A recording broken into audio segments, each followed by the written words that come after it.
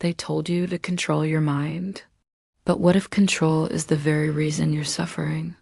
The mind was never meant to be tamed. It was meant to be understood, unleashed, and allowed to dance like a cosmic circus. A circus that looks chaotic, but is in fact perfectly synchronized. There's a story told about an emperor and his fool one who wanted wisdom and one who had it without trying. The emperor spent his life trying to fix his thoughts. The fool, he laughed, played, and yet always found the truth hidden in the absurd. That's the paradox of the mind. It's both the jester and the king. The mind is not a mess. It only appears messy because you're identified with every act inside the circus tent. If you could just step back and watch, you realize what looks like chaos is actually choreography. Neurons firing, thoughts looping, memories colliding, each movement perfectly timed, a cosmic ballet of intelligence beyond comprehension. But the moment your intellect becomes identified with your body, your family, your beliefs, your self-clarity dissolves. Your perception warps. You mistake the performance for the performer, and then what was once a miracle becomes misery. That's how the greatest tool we possess, the mind, turns into the greatest trap.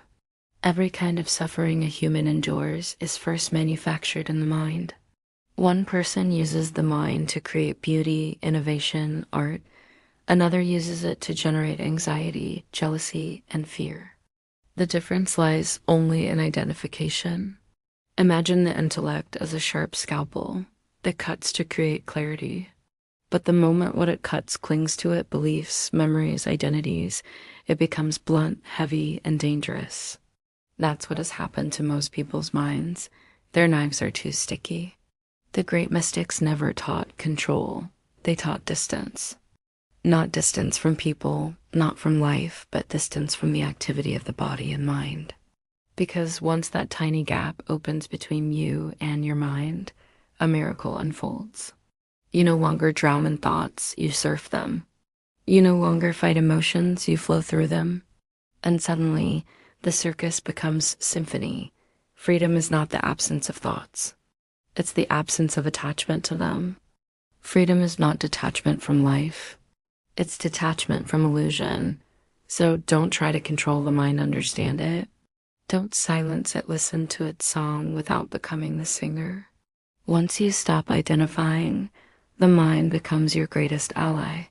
It becomes a bridge, not a barrier. And when that happens, you don't need power. You are power. If this message resonated with you, subscribe for more reflections that awaken the hidden potential of your consciousness. You weren't guided here by accident.